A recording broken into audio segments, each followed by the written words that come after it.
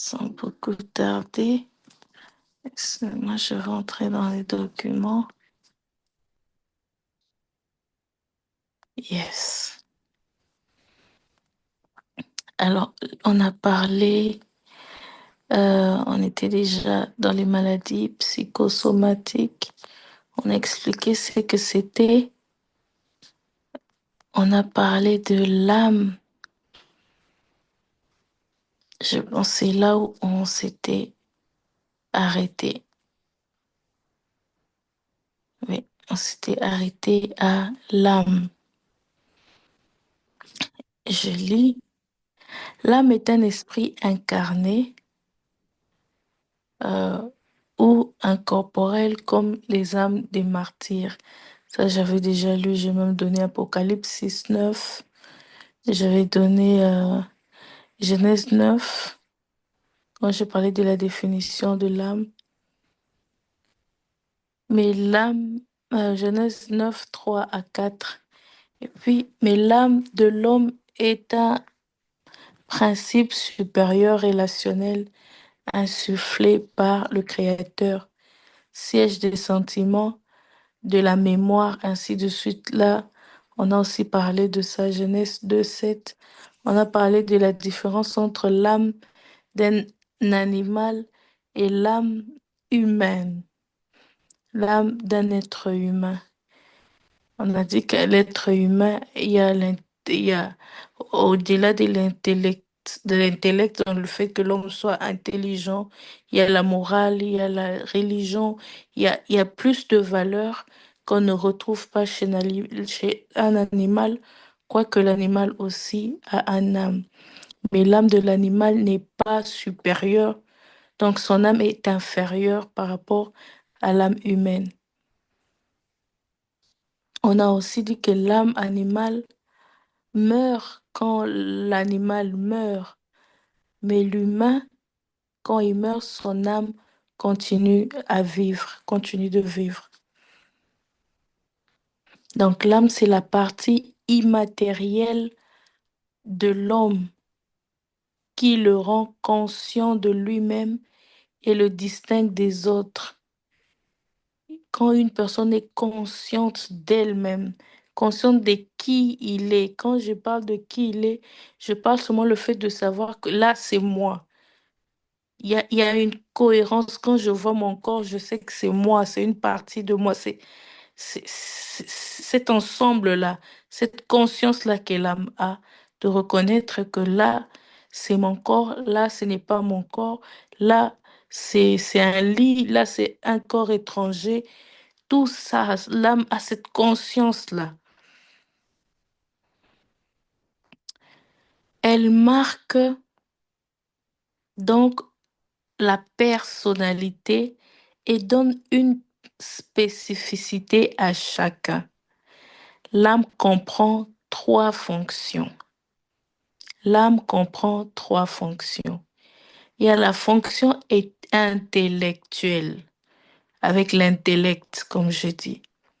La fonction intellectuelle.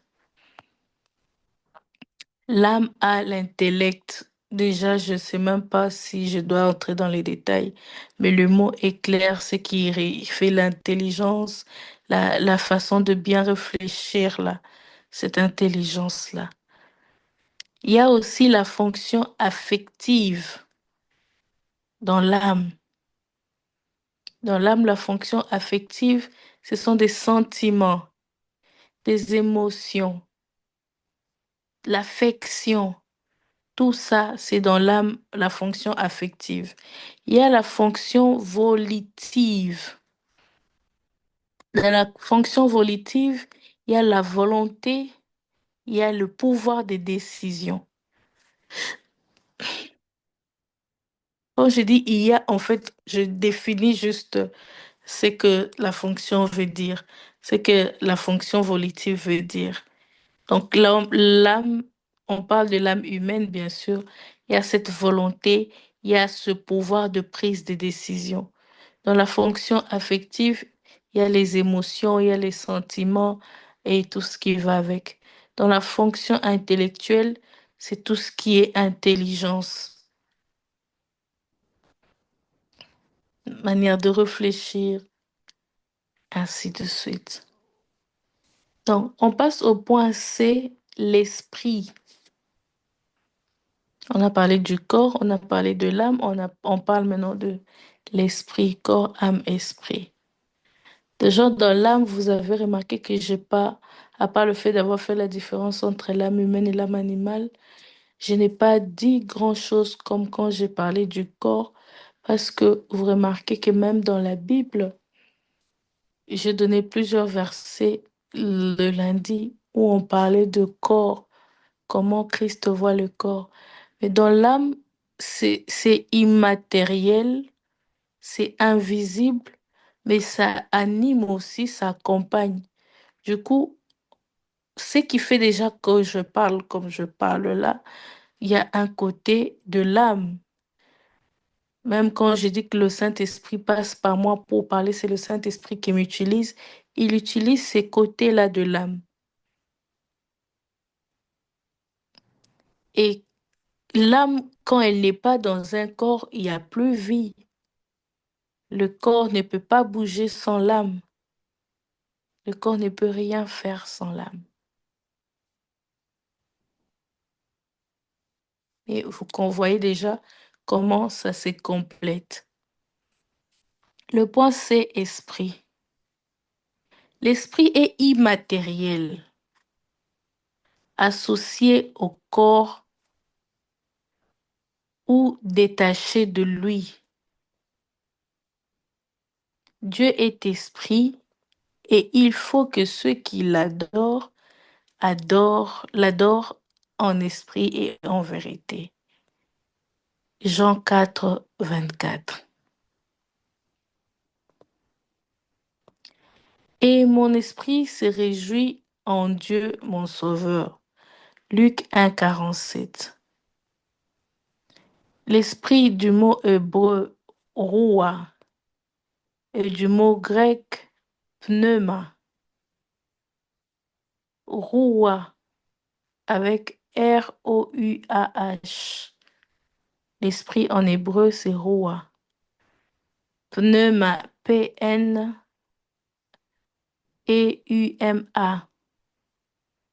Est la partie rationnelle et immortelle de l'homme, sa raison, sa volonté, sa conscience, notamment la conscience et connaissance de Dieu.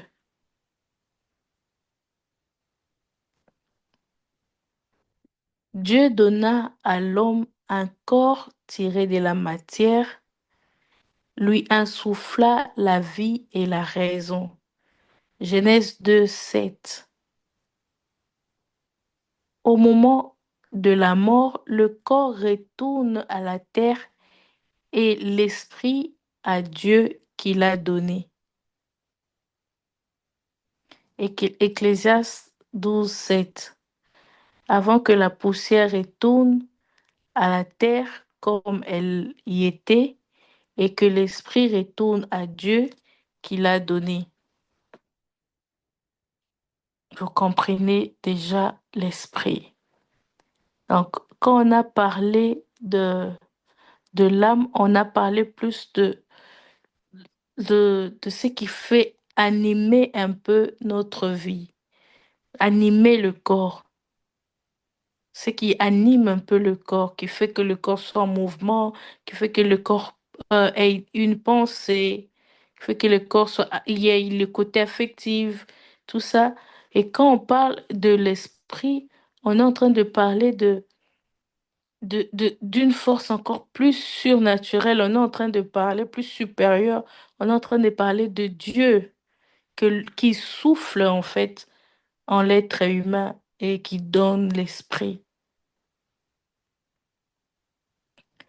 Et quand on parle de l'esprit, on voit que c'est un niveau plus supérieur. On voit que même la Bible qui a dit en réalité en l'homme c'est l'esprit. L'esprit c'est ce que Dieu donne et c'est ce qu'il va récupérer, il va prendre quand l'homme meurt.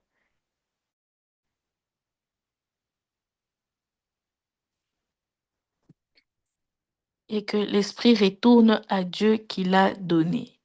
Donc, le corps rentre quand une personne part, une personne quitte cette terre, le corps rentre dans le sable, dans la terre et tourne à la terre, mais c'est le corps qui va monter. Pardon, excusez-moi, c'est l'esprit qui va monter. C'est la partie matérielle de l'homme qui le rend conscient du monde spirituel. L'homme est un être spirituel qui a une âme et qui vit dans un corps. Et cette phrase est très importante qui explique d'ailleurs tout.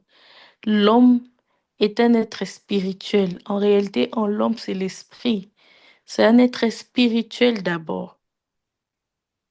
C'est sa nature. Mais il a une âme. Parce que l'esprit, pour bien animer le corps, il faut passer par l'âme. Si avec l'esprit et le corps y allait avoir incompatibilité, il faut que l'âme soit invisible, reçoive de l'esprit pour communiquer au corps, pour animer, pour dire cerveau, va, fais ça. Fais un mouvement physique, un mouvement de la main, un mouvement du pied, de la bouche, comme je bouge mes lèvres. C'est l'âme qui donne ordre, c'est l'âme qui communique les mouvements au corps. Quand je dis communiquer, je parle de, d'orienter, en fait, de guider, de dire ce qu'il faut faire. Mais l'âme reçoit ça de l'esprit. Donc, il joue un peu, si je dois dire en d'autres termes, l'âme joue le rôle du pont. Donc, toutes les trois parties sont importantes. Il n'y a pas l'un sans l'autre sur cette terre, bien sûr. Mais après, quand on quitte la terre, on est différent. C'est pourquoi certaines personnes disent que le corps, c'est une enveloppe. Un peu comme quand tu reçois une lettre, tu ouvres l'enveloppe, tu sors la lettre, tu la lis, mais après, ça reste dans ton corps, dans ton esprit, dans tes pensées. Tu peux jeter le papier et le papier et l'enveloppe, mais tu restes avec le message. Tu as reçu le message, ça reste l'esprit. Les messages restent invisibles dans le sens où quand tu as déjà lu ou quand tu l'as déjà reçu, tu as retenu, tu as mémorisé par exemple, tu vois qu'il y a le papier, l'enveloppe déjà, tu peux ne pas en avoir besoin à un certain moment.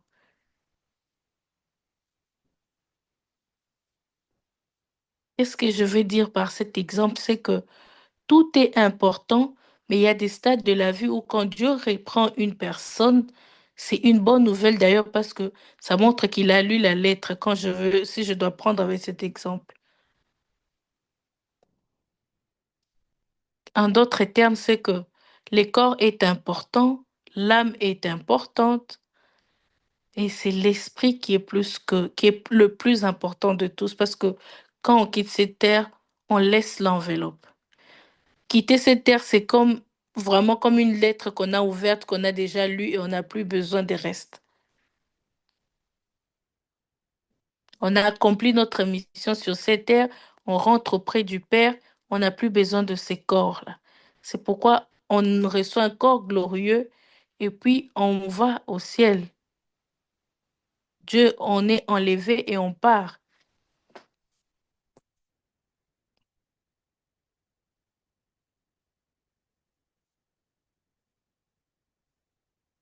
Alors, c'est la partie, je viens de lire, à la nouvelle naissance. L'Esprit de Dieu vient habiter dans l'esprit de l'homme.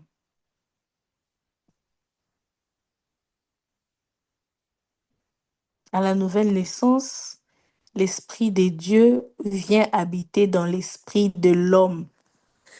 En d'autres termes, l'esprit de l'homme, c'est ça même la maison du Saint-Esprit. C'est pourquoi la Bible dit en réalité, en l'homme, c'est l'esprit.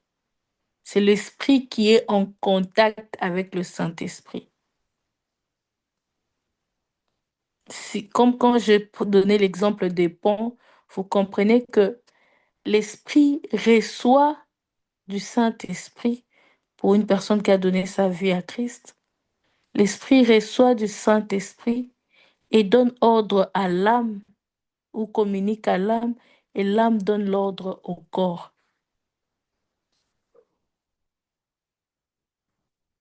Excusez-moi, l'esprit a trois facultés. Oh, j'ai perdu la page.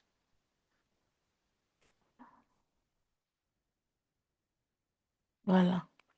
L'esprit a trois facultés. L'esprit a la conscience, l'esprit a l'intuition, l'esprit a l'adoration. Parlons de la conscience.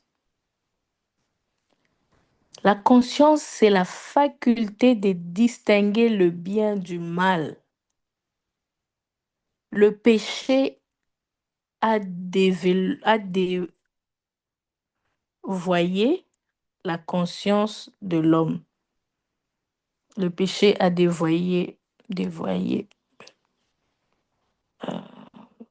c'est ce qui est écrit. La conscience de l'homme.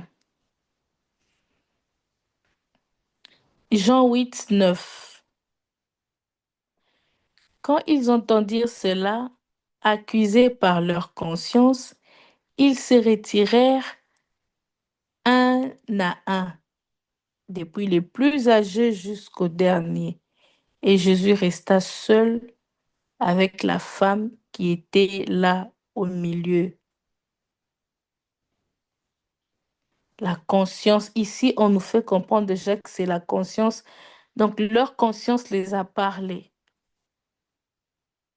Pour l'histoire, on connaît que c'était la femme qu'on a trouvée, tout ça, où tout le monde voulait la lapider parce qu'on disait qu'elle a commis l'adultère et ainsi de suite.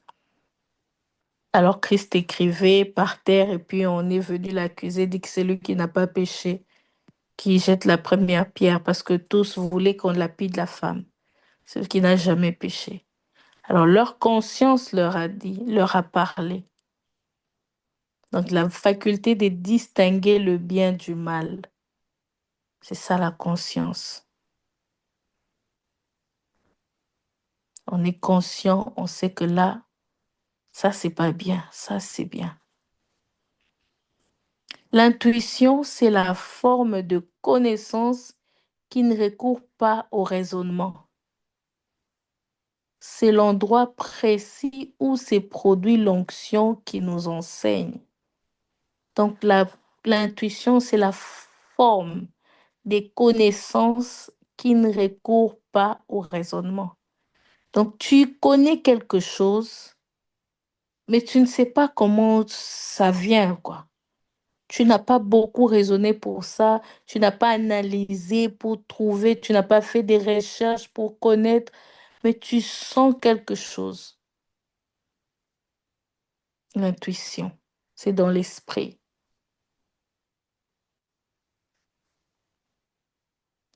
Vous avez reçu l'onction de la part de celui qui est saint et vous avez tous de la connaissance.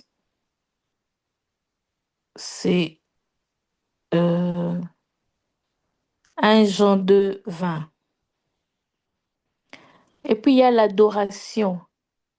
L'adoration, c'est la capacité, l'adoration ici qui est une partie de l'esprit, hein. C'est la capacité spirituelle qu'a l'homme de rendre un culte à Dieu ou à une divinité. L'homme a été créé pour adorer. C'est pourquoi vous allez voir que l'homme, de peu importe qui il est, qu'il soit chrétien ou païen, il y a toujours un côté où il veut adorer quelque chose, où il veut adorer. C'est pourquoi on dit qu'il peut adorer Dieu ou une divinité. Mais il y a ce côté-là en lui, c'est inné, c'est sa nature d'être un adorateur. L'être humain a cette nature-là d'adorateur. a tendance à adorer quelque chose. Rappelez-vous, on a déjà parlé de la définition d'adorer, mais ici, c'est que vous sentez que c'est déjà dans l'esprit de l'homme. L'homme a tendance à adorer quelque chose. Quand elle ne trouve rien, elle va se chercher, la Bible dit la nature a horreur du vide. Elle va se chercher quelque chose qu'il faut adorer, parce qu'elle ne sait pas vivre comme ça sans rien adorer. Si ce n'est pas Dieu, elle va chercher une idole, elle va chercher un veau d'or, elle va chercher quelque chose. La personne ou l'homme, il va chercher quelque chose. Il a toujours tendance, quand je dis l'homme, vous comprenez que ça peut être une femme, ça peut être une personne de sexe masculin ou féminin. Mais il y a ce côté-là, et vous voyez que dans la société, peu importe les gens, peu importe le nom qu'ils s'appellent, ils ont un côté, peu importe leur religion, qui disent je suis pas ou je suis, je crois pas ou tout ça, il y a toujours quelque chose qu'ils vont les plus aimer, qu'ils vont adorer, des fois même sans savoir que c'est ce qu'ils sont en train de faire. Des fois inconsciemment, mais ils adorent. Si c'est une personne, des fois certains adorent une autre personne. Et quand ils adorent une autre personne, c'est qu'il y a déjà un esprit derrière, il y a une divinité derrière. Certains adorent leur travail, peu importe, mais vous comprenez que dans l'être humain, dans l'esprit humain, il y a déjà l'adoration. C'est difficile, je dis encore mieux, c'est impossible de trouver une personne qui n'adore rien.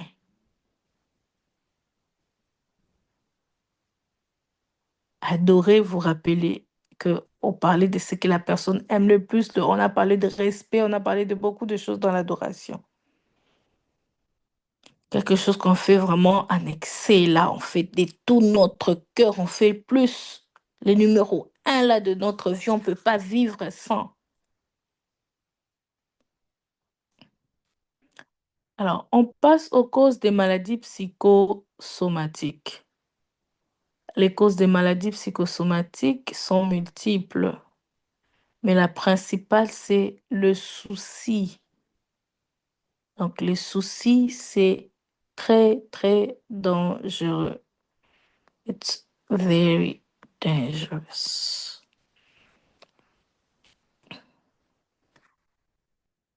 Je ne sais pas si on me voit. Excusez-moi. Yeah. Excusez-moi. Yeah. Le souci, c'est la cause des maladies psychosomatiques. Vous voyez déjà pourquoi la Bible dit soyez toujours joyeux. Il y a des choses que on lit, mais, ou peut-être qu'on l'a lu en passant, on connaît, mais on ne met pas trop d'attention derrière. C'est pourquoi quand on demande de méditer, c'est vraiment aller en profondeur pour comprendre ces mots, comprendre le pourquoi. Et avec le Saint-Esprit, il nous révèle. Vous voyez, un verset comme Soyez toujours joyeux, c'est une courte phrase. Mais regardez comment on l'a conjugué. Soyez, c'est déjà une obligation. Soyez, c'est une imposition, c'est vraiment, you must, tu dois le faire. Et après le mot soyez, pardon, on dit toujours. La Bible dit toujours. Toujours, ça veut dire à tout moment. Toujours, ça veut dire peu importe les temps et les circonstances. Toujours, ça veut dire quoi qu'il arrive. Toujours, ça veut dire matin, midi, soir, qu'il pleuve, qu'il neige, tout le temps, toujours. On impose à l'homme d'être toujours joyeux. Le mot joyeux qu'on entre encore dans la profondeur, même quand on revoit dans les dictionnaires la définition, c'est ce sentiment-là de paix, la joie là qu'on sent dans l'âme, dans l'esprit, dans le cœur. Je sais, on sait déjà de quoi je parle, même si je n'entrerai pas dans le tête de ces mots, mais on connaît c'est quoi la joie. On est souriant, on est bien au fond de soi. On a la paix. Et quand Dieu donne l'ordre en disant soyez toujours joyeux, il sait le pourquoi. C'est une façon de dire aussi, quand il dit soyez toujours joyeux, c'est une façon de dire qu'aucun problème ne vienne t'arracher la joie que tu as ou la paix que je t'ai donnée. Qu'aucune situation. Quand il dit aucune situation ou quand il dit soyez toujours, ça veut dire que même, et puis la Bible dit, il y a le haut et les bas. Il y a un temps pour tout. Mais dans tout ça, vous devez toujours être joyeux.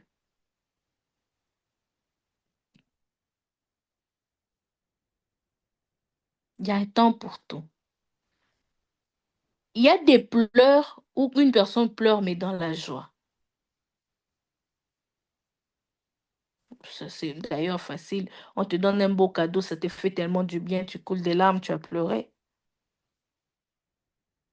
Le message derrière, c'est qu'il n'y ait eu aucune situation qui va te dépasser au point de t'arracher ou de te voler ta joie.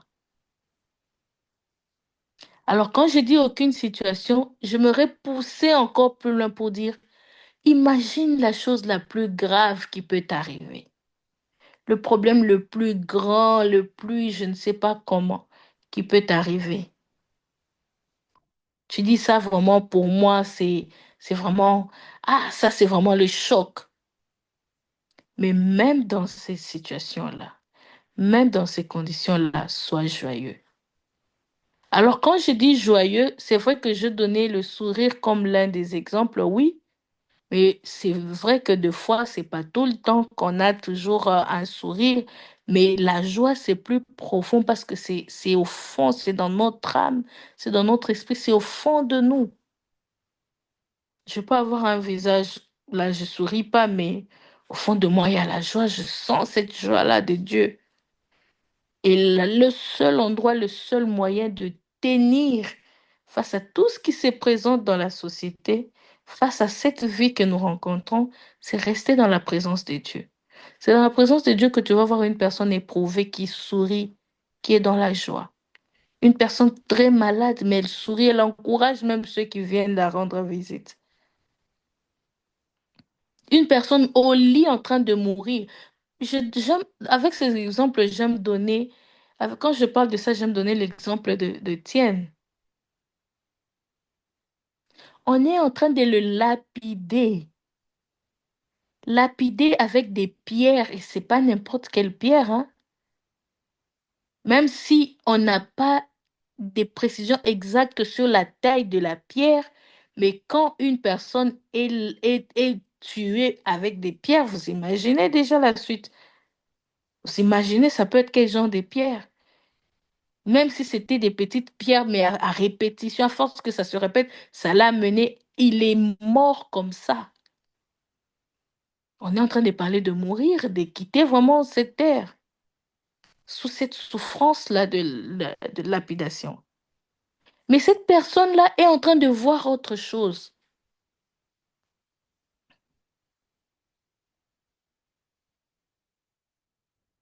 C'est de ça qu'on parle. Christ, on est en train de le faire du mal. Mais lui, il pense même pas à lui, il pense aux autres. Père, pardonne-leur. Le fait déjà de ne pas penser à lui, mais penser aux autres, ça montre que ça dit déjà beaucoup. Et c'est ça, soyez toujours joyeux. Alors, le contraire de ça, c'est ça, la source des soucis et tous ces problèmes-là. Les soucis qui amènent des maladies et tout ce qu'on connaît. Alors, le souci en soi, c'est un péché. Et vous allez voir dans la société des gens qui le disent comme ça. Ah, des soucis vraiment. Ah, soucis. Souci aussi, c'est un mot qui est aussi très large parce que ça peut être défini de plusieurs manières. Mais bref, le souci n'est pas bon. Les soucis, c'est dans certains cas où les autres, il y a des gens qui gardent des problèmes dans leur cœur. Ils sont calmes là, comme on venait de parler au début avec maman m'a dit. Donc, tu sens qu'une personne a toujours une attitude là. Il y a des soucis à l'intérieur, des choses qu'elle ne sait pas dire, des fois, mais il y a toujours quelque chose derrière. Le souci, ça c'est la suite en fait de tout ce qu'on a dit avant. Les soucis aussi, non seulement c'est une porte d'entrée des démons, les soucis, c'est une cause aussi des maladies psychosomatiques. Dans 1 Jean 4:8, il est dit que Dieu est amour. Ainsi, l'homme créé à l'image de Dieu doit aimer et être aimé. Lorsque ce besoin profond n'est pas satisfait, l'homme devient malade. Il est blessé dans son amour propre et l'âme malade affecte le corps qui en est l'expression. Donc le corps, l'âme, l'esprit sont tellement liés que si un côté ne va pas, il affecte l'autre. Si un côté est négligé, il affecte l'autre. Vous allez voir une personne qui s'est fait des soucis, mais elle développe de maladies comme des tensions, comme de gastrite et autres choses et autres. Vous comprenez déjà que c'était dans l'âme, c'était dans l'esprit, dans les pensées et tout ça. Et après, ça se manifeste dans le corps. Une personne peut être blessée dans son corps et ça monte jusque dans l'âme et des fois même dans l'esprit. Une blessure, un handicap, quelque chose physique. Donc, vous voyez il y a ce pont-là, il y a cette communication-là.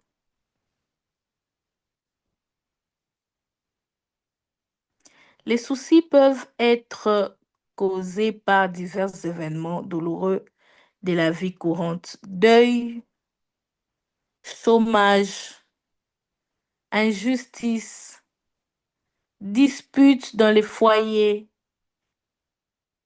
échecs, faillites dans les affaires, déception, rupture des fiançailles, calomnie, parents ou conjoints ivrognes, ainsi de suite. Donc, il y a toujours des choses qui peuvent être des causes. Comme je disais, nous vivons dans un monde où il y a des problèmes qui arrivent de partout. Mais ce que j'aime, c'est quand on a une autre vision de la même situation. Quand on a une autre vision du deuil, par exemple, une personne qui part, tu te dis, ah, je suis content parce qu'il m'a précédé auprès de Dieu. Je donne un exemple comme ça. On va dire, mais c'est pas facile de le dire physiquement, émotionnellement. Oui, mais c'est possible. Tout ce que je dis pas que c'est facile. Tu appuies sur un bouton, pouf, c'est facile à dire qu'à faire. Je suis d'accord avec tout ce qu'on peut dire. Mais je reste convaincue que Dieu ne dit rien au hasard. S'il le dit, c'est qu'il accompagne ses paroles d'une puissance et d'une force pour qu'on mette en pratique, pour qu'on réalise, qu'on vive ce qu'il a dit. Alors, si je suis déjà d'accord avec Dieu sur ce point, c'est que c'est à moi de chercher cette force-là, parce qu'elle est déjà là. Alors, quand je suis face à ça, je comprends que quand je traverse une situation comme ça, c'est moi qui n'ai pas bien creusé pour aller trouver la pierre précieuse. Je n'ai pas bien creusé. Quand il y a encore des problèmes qui m'abattent, qui m'attaquent, qui me rendent faible, qui me rendent, peu importe tout ce qu'on va dire là, si j'ai encore ça, et que je rentre dans la Bible, la parole de Dieu me dit que c'est possible de les surmonter. Il me dit que je dois être toujours joyeux, alors il sait ce qu'il a dit. Je comprends que je dois faire des efforts pour surmonter. C'est pourquoi nous vivons dans un monde, j'aime ce que Catherine Kuhlman dit encore, ces derniers temps, je cite beaucoup son nom, mais c'est bien parce que Dieu me parle beaucoup ces derniers temps par ses anciens messages. Alors, il dit que nous vivons dans une société où les gens connaissent la Bible et lisent la Bible. Elle a même parlé de l'Église, qui lisent la Bible, l'Église qui lit la Bible, mais elle n'est pas prête à voir ce que la Bible dit dans sa vie. Elle, l'Église locale, je peux dire comme ça.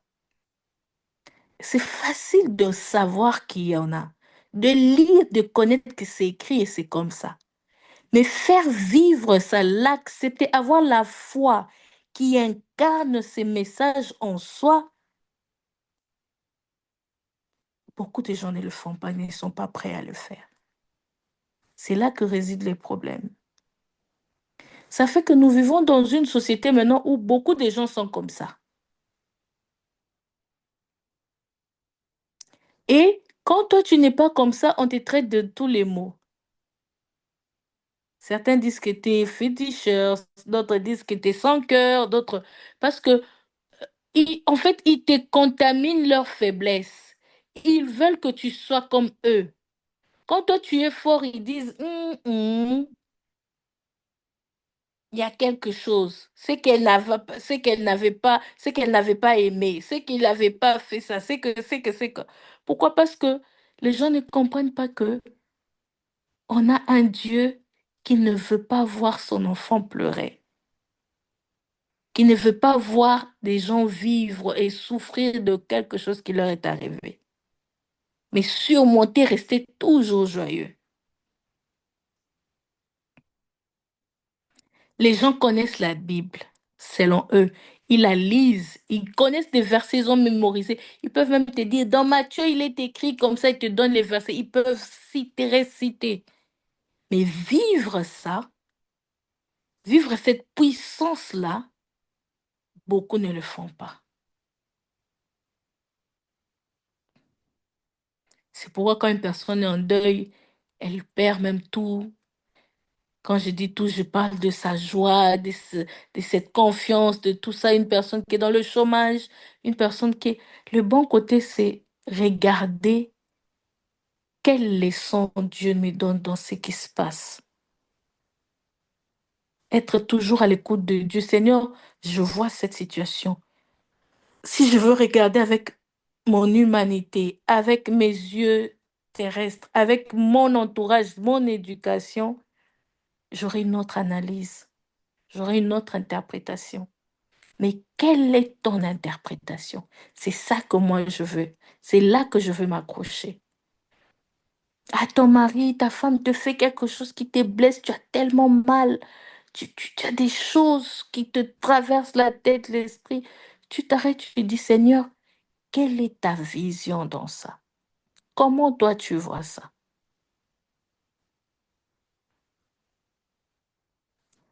Et quand tu demandes à Dieu, il va te parler. Tu lui dis, Seigneur, humainement, c'est pas facile. Mais je sais qu'il y a quelque chose, il y a une force que je dois puiser. Si je dois m'enfermer, prier jusqu'à ce que je retrouve cette joie-là avant de sortir de ma pièce, je le fais. Mais je ne reste pas dans cette situation en permanence. Je ne laisse pas cette situation rester permanente dans ma vie, où ça me prend des jours, des mois, des années. Non. Certes, le corps peut réagir physiquement, émotion, tout ça. Tu entres dans la présence de Dieu. Si tu dois pleurer, mais ça soit dans sa présence. Et même quand tu pleures dans sa présence, tes mots, les mots que tu parles avec lui sont différents. Tu lui parles après. Je n'ai jamais rencontré une situation quand j'entre dans la présence de Dieu, je sors avec avec la même. la même faiblesse, jamais.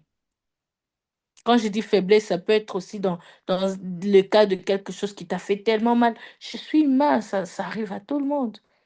Mais à chaque fois que j'entre dans la présence de Dieu, même si je n'ai pas encore trouvé la solution à ce problème, même si ce problème n'est pas résolu, une situation, peu importe quoi que ce soit, mais quand j'entre, je sors, j'ai une paix, une joie. C'est comme ça que Dieu fonctionne.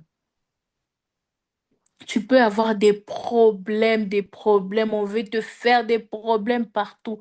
Tu entres, tu sors, les problèmes seront toujours là. Ça peut s'estomper petit à petit, mais dans ton état d'esprit, tu seras tellement guerrière, tu sentiras tellement une paix, une force, une joie, où tu n'es pas atteint. Les flèches ne t'atteignent pas. C'est ça ce que Dieu attend de nous.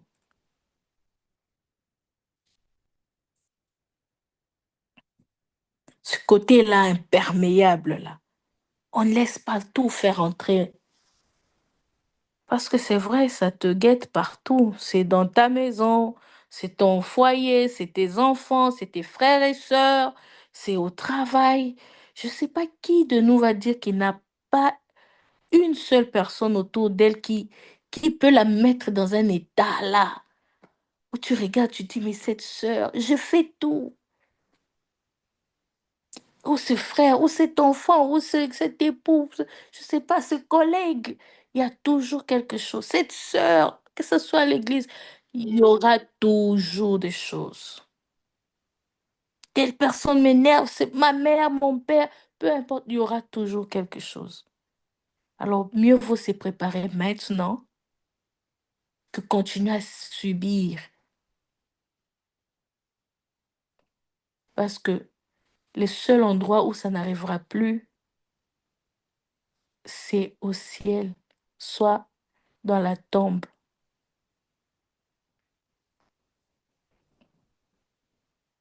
en attendant l'enlèvement.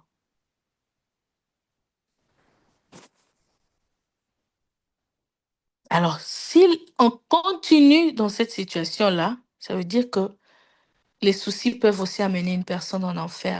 Parce qu'il y a déjà une désobéissance à la parole de Dieu. Donc, ce sont des sujets aussi de repentance. Seigneur, pardon parce que j'avais eu des soucis.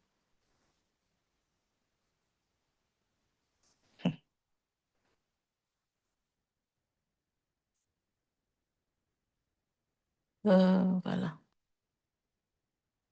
Les soucis peuvent être causés par divers événements, je viens de les citer. Mécanisme d'installation de maladies psychosomatiques. Le mécanisme. Le tout part d'une douloureuse nouvelle perçue par le sens, donc les cinq sens. C'est là que ça commence. Le tout part d'une douloureuse nouvelle perçue par les cinq sens. Alors, en parlant de ça, j'aime un pasteur qui dit, pour ceux qui m'ont déjà écouté aussi plusieurs fois, peut-être que ce sera juste une répétition. Les cinq sens sont les portes d'entrée des bonnes comme des mauvaises nouvelles ou informations ou choses, excusez-moi, ou choses dans la vie. Les cinq sens. Pour, pour ceux qui se rappellent encore de ce qu'on a appris à l'école, quand on étudiait, je pense, les humanités primaires et tout ça. On parlait de l'ouïe, l'odorat, le toucher, la vue, les goûts,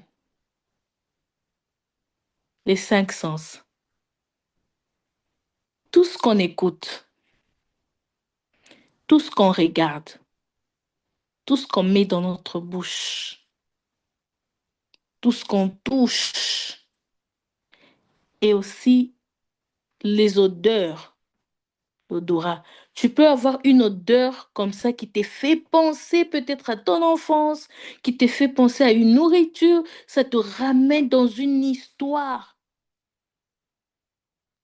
Moi, je me rappelle, L'autre fois, il n'y a pas longtemps, j'étais au parc avec mon mari et je vois des belles fleurs là avec cette saison. Je vois des belles fleurs, mais ça m'a ramené directement dans mon enfance. J'ai revu mon père qui est décédé il y a des années. J'ai revu mon ancienne maison dans la seconde. Ça m'a ramené tous mes souvenirs.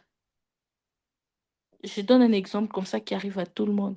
Des fois, si tu écoutes quelque chose, une phrase, même la personne qui l'a sortie ne l'avait pas dit dans le sens où tu l'as pris, ça t'a réveillé des choses, ça t'a rappelé peut-être comment une autre personne t'avait insulté en utilisant le même mot, alors que la personne qui vient de le dire ne t'a même pas insulté. Mais seulement ces mots-là te rappellent, te ramènent quelque part. Tu peux goûter à quelque chose, même les yeux fermés, on met dans ta langue quelque chose, ça te ramène. Un toucher, tu touches une personne, quelqu'un te touche. Il y a les cinq sens. Alors, ce pasteur l'a dit, si tu sais gérer tes cinq sens, ça sera difficile, voire même impossible, de vivre dans une vie des péchés. C'est des péchés, en fait. Tu sais déjà qu'est-ce que je dois regarder, qu'est-ce que je ne dois pas regarder. Qu'est-ce que je dois écouter, qu'est-ce que je ne dois pas écouter. Qu'est-ce que je dois toucher, qu'est-ce que je ne dois pas toucher. Quelles odeurs. En parlant des odeurs, on a vu des gens qui se sont, on les a endormis parce on a pompé quelque chose, ils ont juste respiré. Donc il y a plein de choses par le nez en fait. Donc il y a plein de choses comme ça, mais les mal aussi passent par ces mêmes chemins, ces cinq sens. Les douleurs, les péchés, tout ça, avant que ça devienne vraiment péché, ça va passer par ces sens-là. Il faut que tu aies entendu quelque chose. Peut-être à l'instant, tu ne l'as pas fait, mais après, mais tu avais entendu, tu avais vu. Mais quand tu t'es déjà bien entouré, c'est déjà éviter des milieux où tu vas faire entrer des mauvaises choses dans tes cinq sens.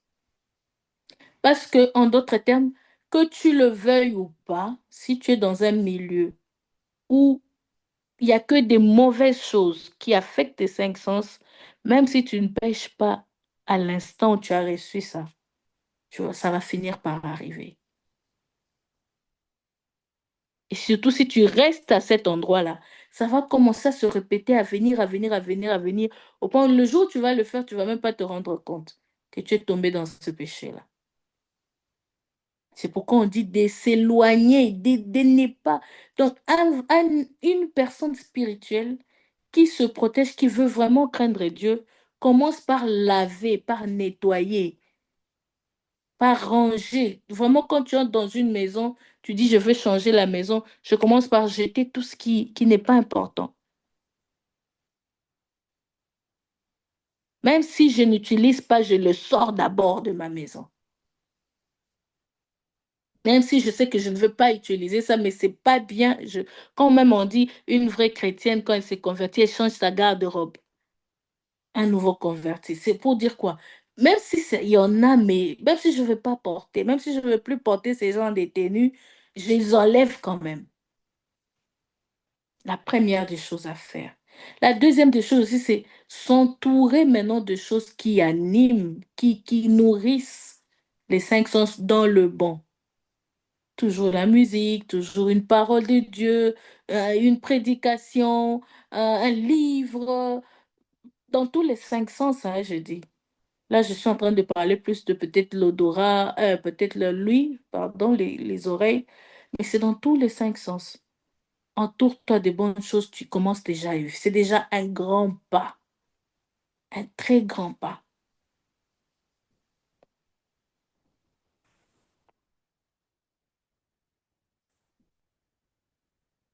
Quand l'âme en fait sienne, elle subit un traumatisme psychique.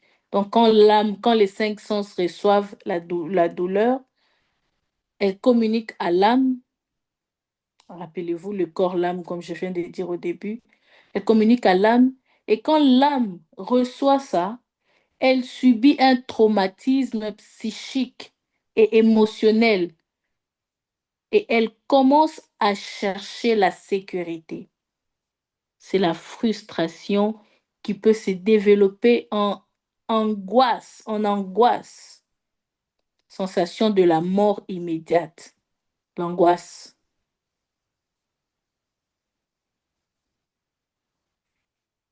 L'angoisse, c'est grave. Une personne m'a même dit, elle m'a dit, va chercher dans les dictionnaires, tu vas voir. Maman, l'angoisse, ah non, on ne souhaite pas ça à quelqu'un. Dès lors, l'organisme fonctionne d'une manière désordonnée. C'est pourquoi je donnais l'exemple ici. Quand tu veux mettre l'ordre dans ta maison, tu commences par jeter tout ce qui est inutile.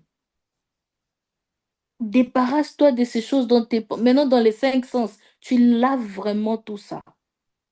Ça, c'était pas bien, je jette. Cette pensée n'était pas bien, je jette. Tel oncle, telle personne m'avait dit cette phrase qui m'avait tellement fait mal. Je nettoie, je jette. Tu balayes, puis tu protèges. Quand c'est maintenant propre, tu protèges. Tu commences à chercher maintenant. Si c'était des mauvaises phrases qu'on te disait, tu commences à t'entourer des belles phrases. Dans le même domaine. On te disait tu étais une mauvaise fille, va chercher des prédications, va chercher c'est quoi être une bonne fille, va chercher qu'est-ce que la Bible dit sur toi, qu'est-ce que Dieu dit de toi, comment Dieu t'aime. Tu es la prunelle de ses yeux, tu dis, mais si un homme est Dieu, qui est plus grand? Si un homme m'a dit que je suis mauvaise et Dieu me dit qu'il m'aime à ces points, et Dieu me dit qu'il est capable de changer ça, Dieu me dit que je suis ça, je suis ça. Du coup, tu remplaces en fait ces mauvaises choses que tu as reçues par des bonnes. Parce que rassure-toi, les bonnes, tu vas les trouver. Il y en a tellement nombreux. Il y a tellement de bonnes choses. Elles sont tellement nombreuses que vraiment tu seras comblé. C'est seulement que le problème, c'est ton attention, ça se tourne vers quoi?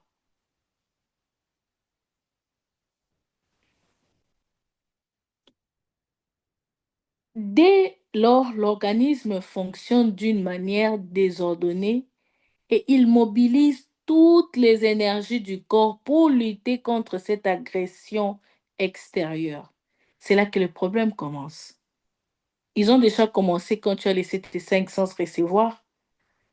Mais après, quand ils s'assemblent maintenant pour commencer à chercher à se battre, c'est vraiment un combat dont tu tortures ton esprit, ton corps et ton âme quand tu laisses tout entrer.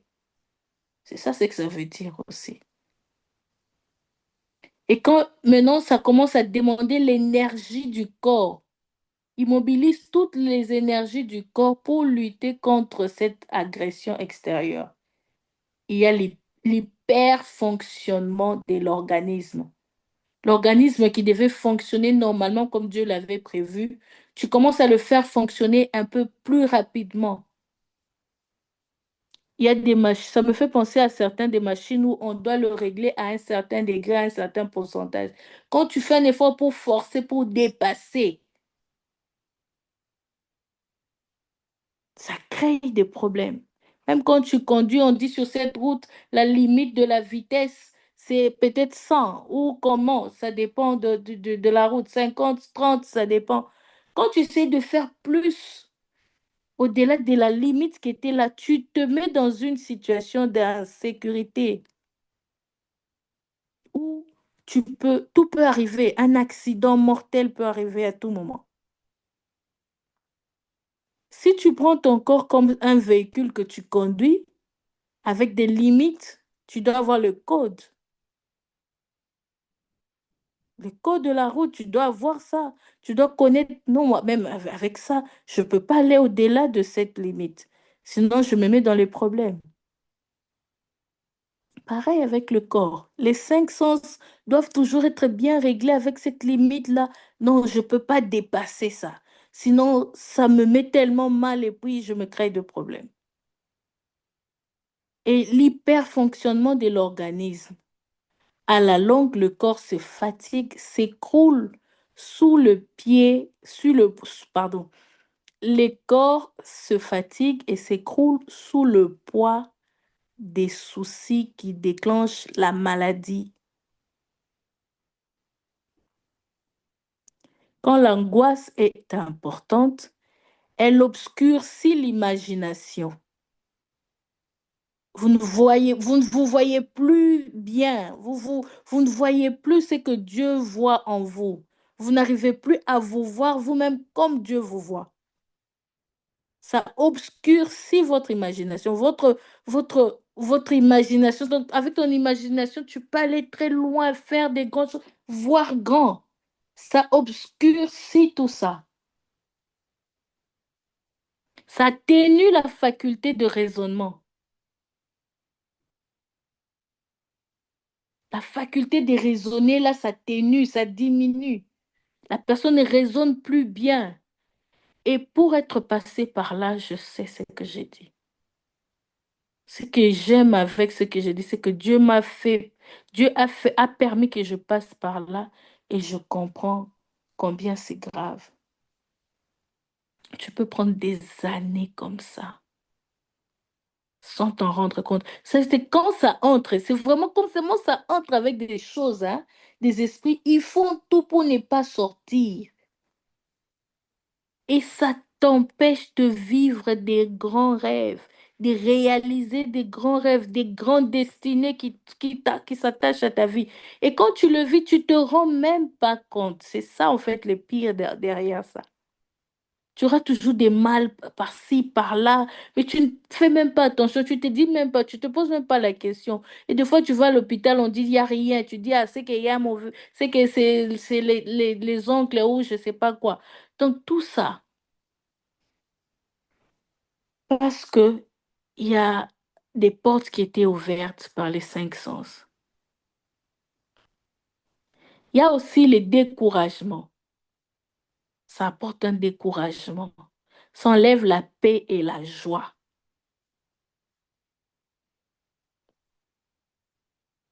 Alors, quelques maladies psychosomatiques courantes.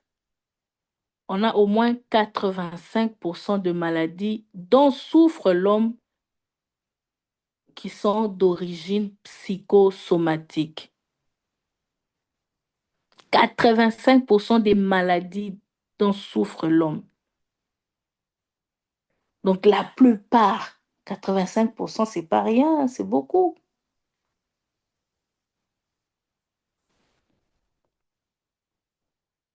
On peut retenir celles-ci qui affectent quelques-uns dans les 85. Il y en a beaucoup, mais on cite quelques-uns. Il y a le système digestif de la bouche aux intestins, manque d'appétit ou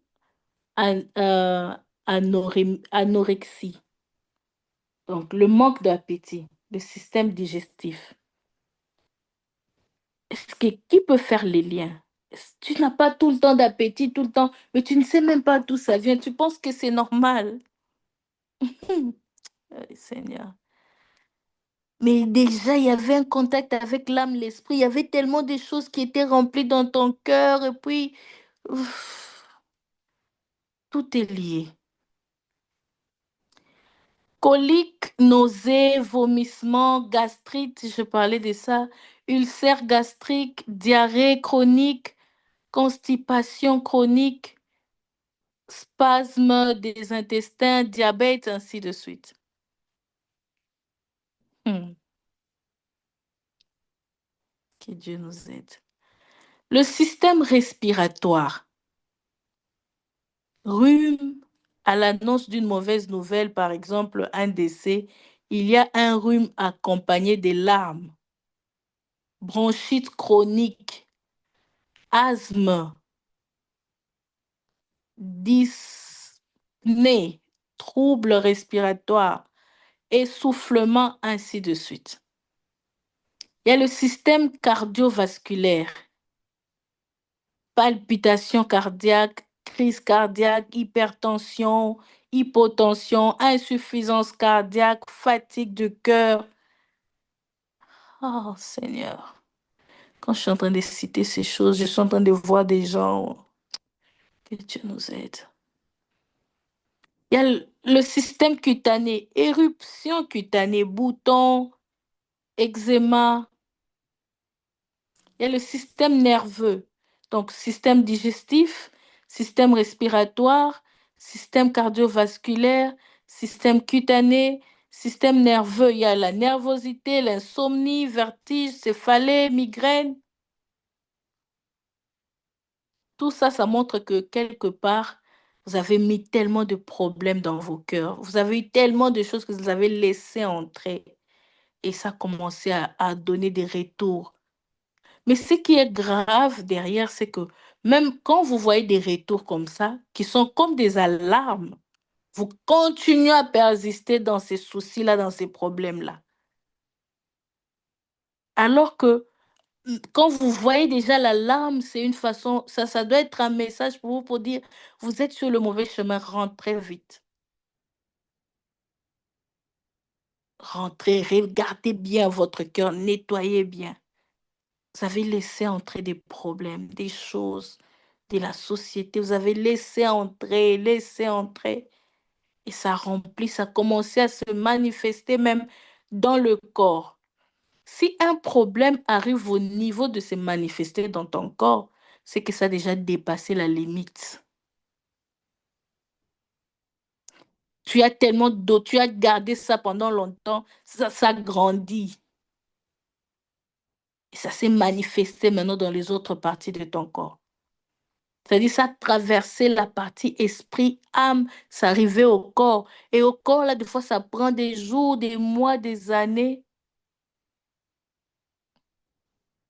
Et la personne ne se rend même pas compte d'où ça vient. Vous voyez pourquoi je disais, le pire derrière, c'est que ça mène une personne dans une ignorance totale où elle ne se rend même pas compte.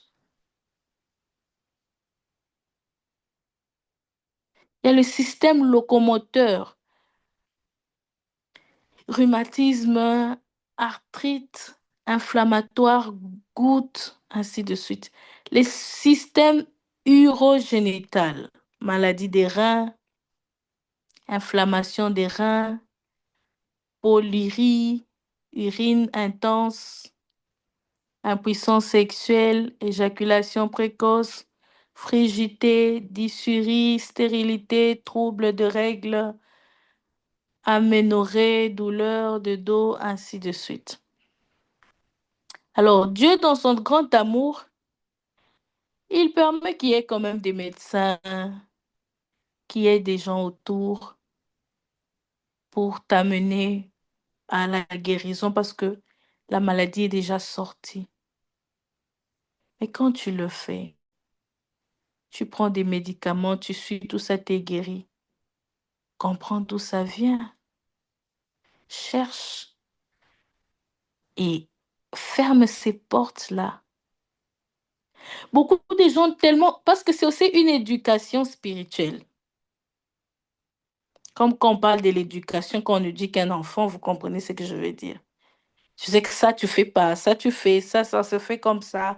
Ici, on doit dire s'il te plaît, ici, on doit dire merci, ici, on doit demander, ici, on doit faire ça. C'est comme ça, en fait. Maintenant, beaucoup de gens n'ont pas reçu cette éducation spirituelle. Alors, elles sont tellement dans l'ignorance que même après, elles ne savent pas comprendre que c'est parce que c'est vraiment comme une personne qui est mal éduquée, hein. Elle t'insulte, elle dit tout, tu te fâches contre elle, elle pense que c'est toi le problème. Elle pense qu'elle, on l'aime pas. On m'aime toujours pas. Alors que c'est elle qui a une malbouche, comme on dit. Des exemples comme ça. C'est pareil, en fait.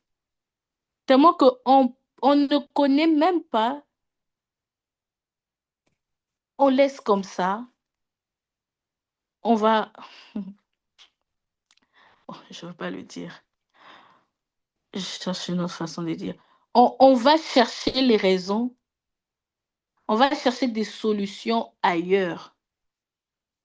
Et dans ce genre de solutions-là, sachez qu'il y aura toujours un médecin qui va faire sa part. Et puis, vous pouvez avoir un semblant de guérison.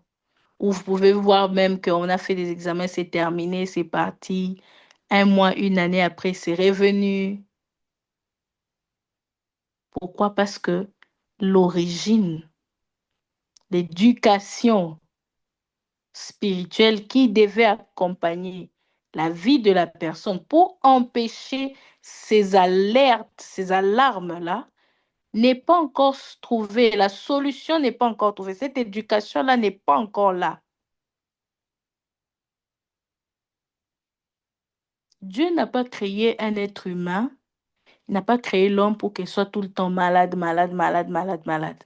Tout le temps mauvaise santé, mauvaise santé, mauvaise santé. Avec tout ce que je viens de citer là. Certes, il a dit tout excès nuit, mais les manques d'appétit aussi continuent, continuent, continuent, continuent. Il faut bien chercher.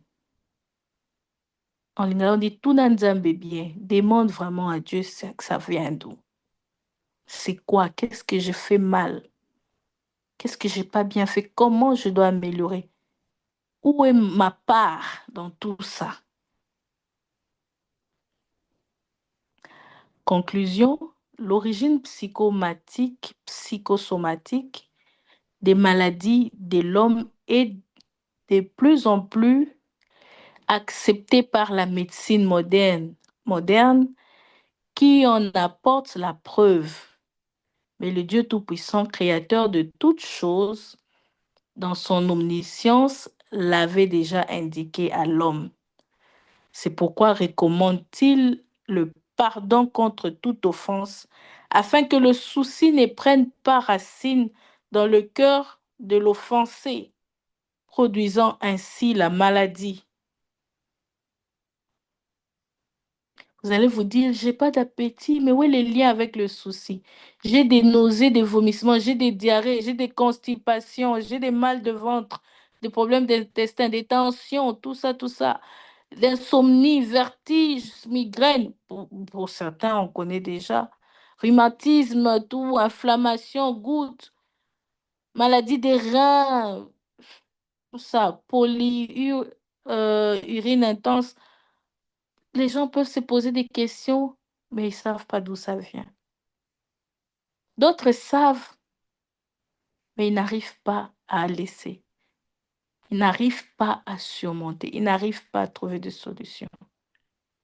Parce qu'ils sont plongés dans ce qu'ils voient. Alors pour ceux qui savent déjà, mais qui n'arrivent pas à sortir de là, Dieu me dit de dire à ces gens, des catégories de personnes, Dieu me ramène dans l'histoire de Pierre qui devait marcher sur l'eau, qui a marché même sur l'eau. Regardez son histoire. Il a demandé à Dieu de marcher sur l'eau, à Christ. Alors Christ l'a fait venir pour qu'il expérimente aussi ça. Il a commencé à le faire et ça a marché. Mais quand il a pris conscience de son état, quand il a changé le regard, en fait, au lieu de regarder à celui qui lui a donné cette occasion, cette opportunité de vivre ce miracle, il a commencé à regarder la grandeur de ce qu'il est en train de vivre. Il a commencé à se noyer. La seule manière de sortir de ces choses, c'est de regarder la grandeur de celui qui est capable de faire sortir de cette situation. Et l'exercice pratique à faire, c'est à chaque fois qu'une pensée comme ça te vient, mets toujours ça, pèse cette pensée-là avec la grandeur et l'amour de Dieu, l'amour que Dieu a pour toi. Certes, c'est comme ça, mais ça représente quoi devant la grandeur de Dieu? Mets un peu sur la balance, tu mets Dieu et l'amour de Dieu pour toi. Tu regardes le problème, tu vas voir que Dieu va toujours dominer, va gagner. Plus encore, regarde les bons côtés de ce que Dieu a déjà fait dans ta vie. Même le souffle de vie seulement que tu as.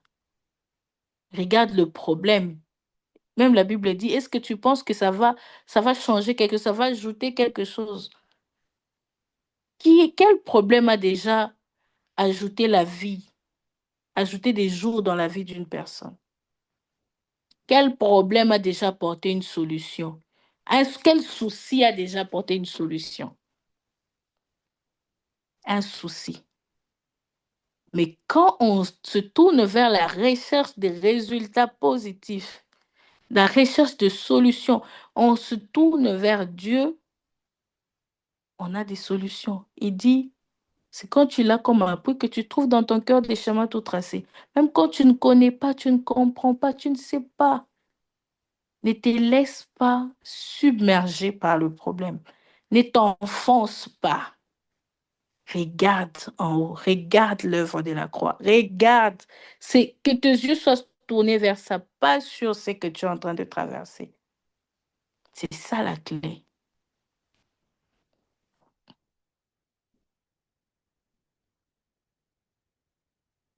Euh, mais le Dieu Tout-Puissant, créateur de toutes choses, dans son omniprésence, l'avait déjà indiqué à l'homme. C'est pourquoi recommande-t-il le pardon contre toute offense, afin que le souci ne prenne pas racine dans le cœur de l'offensé, produisant ainsi la maladie.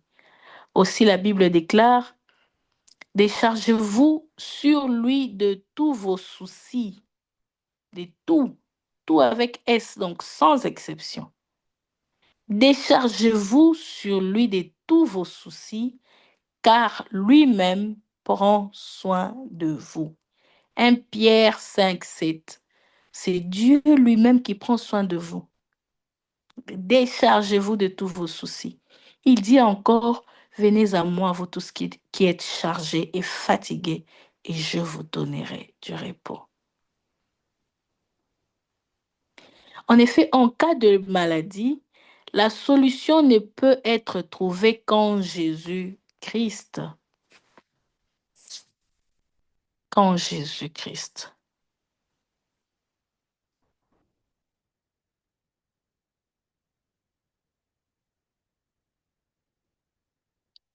Les blessures intérieures.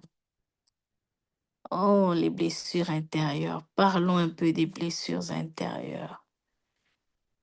Un, deux, trois. Voilà.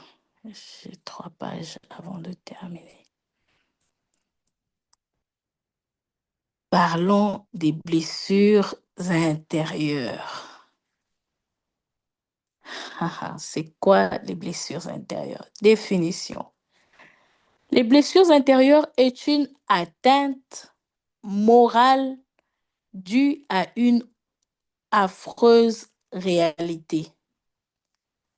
En langage courant, ce sont des coups de la vie qui portent atteinte à l'amour propre.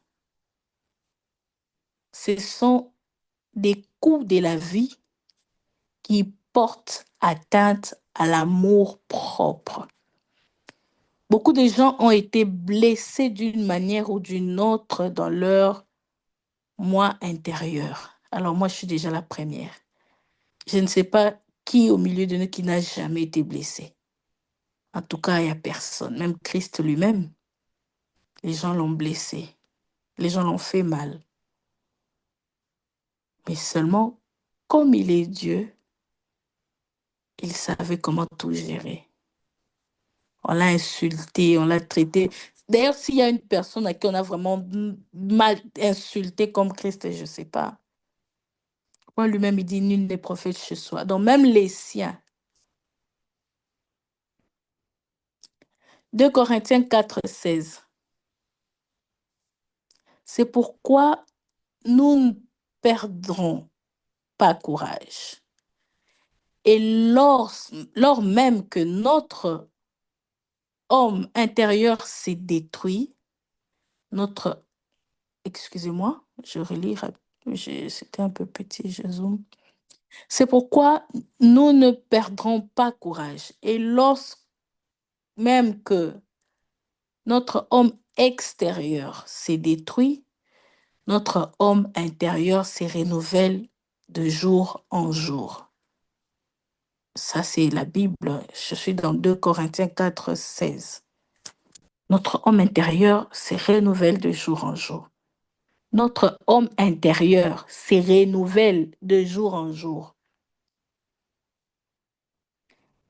Car nos légères afflictions du moment présent produisent pour nous, au-delà de toute mesure, un poids éternel glorieux, de gloire. Parce que nous regardons non point aux choses visibles, mais à celles qui sont invisibles, car les choses visibles sont passagères et les invisibles sont éternelles. Alors Dieu nous recommande de ne pas regarder ces choses-là. Les blessures intérieures, si je peux prendre un exemple, c'est quand personne ne croit en toi. Personne ne te fait confiance. On te le dit en face, tu vaux rien, tu mérites rien. D'autres même, c'est qu'on te dit toujours que tu es mauvaise. Quand il y a des endroits où on cite les bonnes personnes, on doit catégoriser, toi on t'enlève. Quand il y a des endroits où on doit censer les gens, toi on t'enlève. Ce sont des exemples, hein? Il y en a plusieurs. Bref, la blessure, c'est quelque chose qui te fait tellement mal. On te fait vivre des choses où tu te regardes, tu te dis, mais pourquoi ils me font ça? On te ment, on triche, donc tout, on te vole, on t'insulte, on te blesse, ça peut être physique comme ça peut être verbal, ça peut être par la déloyauté, ça peut être par la trahison. Il y a tout ça. Et rassurez-vous, ça fait mal. Je ne sais pas qui n'a, mais ça fait très mal. Mais qu'est-ce que Dieu dit? Ne te laisse pas. J'aime quand une personne comme Mario me dit, ne laisse pas les avis des gens définir qui tu es,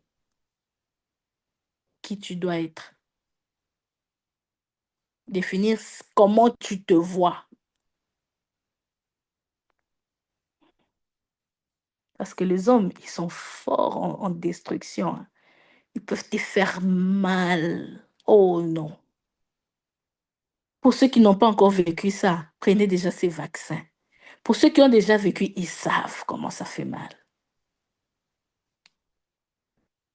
Les causes des blessures intérieures. Comme il est dit dans la définition, la cause principale de toute blessure intérieure reste une affreuse réalité perçue négativement par la personne qui en subit les conséquences. Voici quelques-unes. Il y a des endroits où vraiment vous êtes nombreux, on t'écarte, ils vont entre eux, ils disent non, elle ne peut pas être avec nous. Elle, des fois, on te regarde de la tête en bas, tu sens un dédain. Moi, il y a quelqu'un qui m'a regardé. Donc, elle te regarde, hein, la personne te regarde, tu as l'impression que c'est comme si elle regardait un animal. Il y a des choses, tu regardes la personne, tu te dis, mais waouh. Hmm. Les yeux seulement. C'est pourquoi ne faites pas ça aux autres. Parce que ça fait vraiment mal. Si la personne n'est pas bien préparée pour ça, elle peut ne pas s'en remettre toute sa vie. Il y a des gens, on s'est moqué d'eux quand ils étaient petits, ils étaient à l'école, ils ont grandi, ils n'ont plus jamais eu confiance en eux. Donc, c'est pour dire que c'est sérieux et c'est très profond. Donc, ce n'est pas un sujet à prendre à la légère. Je disais, la cause principale de toute blessure intérieure reste une affreuse réalité perçue négativement par la personne qui en subit les conséquences. Voici quelques-unes de ces réalités. Il y a les deuils. Ouais, les deuils peuvent causer des blessures intérieures. Moi, je me rappelle quand mon père est décédé, ça fait même des années, ça m'avait pris des années où, quand j'ai pensé à lui, j'étais en colère contre lui. Il n'était plus. Je me disais comment il pouvait partir comme ça. Et surtout quand j'ai commencé à comprendre la cause de son décès, j'ai dit, mais comment il avait pris ce genre de décision? J'étais en colère contre une personne qui n'était plus. Et cette colère l'a caché une blessure, un vide, un manque. Tu avais encore besoin de la personne. Tu savais qu'elle pouvait encore t'apporter des conseils, des réalités et tout ce qui va avec. Un père, c'est pas n'importe qui. Alors tu as l'impression que tout est coupé brusquement. J'étais adolescente. Bref, comme ça, qu'est-ce qui se passe? Et tu es en colère contre une personne qui n'est plus. Ça révélait une blessure, mais il fallait guérir de ça. Des colères comme ça, il y a des gens qui, même quand ils se remarient, ils font subir ça même à leurs conjoints et même à leurs propres enfants. C'est quand une blessure n'est pas soignée, elle cause des dégâts graves. Un divorce, les divorces causent aussi des dégâts dans la vie des enfants, dans la vie des personnes même. Arriver jusqu'à ce point de divorcer, c'est qu'ils ont subi des choses. Ils se sont tellement blessés en parole, pas en pensée, bon, en pensée, à moins qu'elle révèle cette pensée-là, en parole, en acte. Ils se sont tellement blessés, ils se sont dit des choses qui ont fait tellement mal. Et ils n'ont pas effacé, ils n'ont pas trouvé des solutions, ils n'ont pas guéri. Ils ne sont pas guéris de ça. Donc, il y a la rupture des fiançailles. Ça aussi, ça dépend je peux prendre ça un peu comme avec le mariage parce que certaines raisons peuvent être, certaines, pas toutes, peuvent être similaires, peuvent être pareilles. Il y a le viol. Une personne qui était enfant. Ah, je ne vais même pas entrer dans les détails parce que le fait même de penser seulement à ça, j'imagine la douleur qu'il y a derrière. Il y a le chômage pour certains. Il y a des gens, ils ont perdu leur travail. Je suis même des documentaires comme ça. Ils n'ont plus confiance en eux. Ils se sont sentis petits eux-mêmes. Petits au point où même quand ils sont en face, c'est des hommes, ils sont en face d'une femme, ils n'arrivent même pas à se regarder, à regarder la femme. Ils se sentent petits. Une blessure intérieure peut rendre une personne comme ça. La faillite dans les affaires, les calomnies, ainsi de suite. Les conséquences des blessures intérieures, 1 Jean 4,8. Celui qui m'aime pas, celui qui n'aime pas n'a pas connu Dieu, car Dieu est amour. Les conséquences, c'est le manque d'amour. Alors, on peut dire que, vrai, quand on dit le manque d'amour, ça sonne tellement dur que tu peux te dire, moi, je ne me retrouve pas dans cette situation. Moi, j'aime tout le monde. Le manque d'amour, ouais, moi, j'ai un grand cœur, moi, j'aime. Mais dans les faisabilités, dans les actes, c'est là que c'est là qu'il y a des blessures. Tu peux blesser une personne que tu aimes, que tu dis aimer. Tu le blesses à un point où il est blessé au fond de son âme, en son fort intérieur. Parce que tu as dit une phrase sans penser à elle, sans la mesurer, sans l'apaiser. Tu l'as dit sous une colère.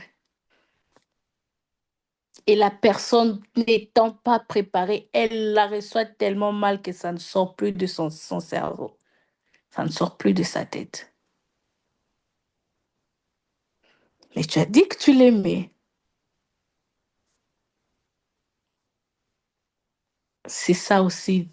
Là, c'est pour dire que l'amour doit se vivre dans ces moindres détails-là, dans les détails les plus profonds, parce que c'est important pour aider l'autre personne autour de soi.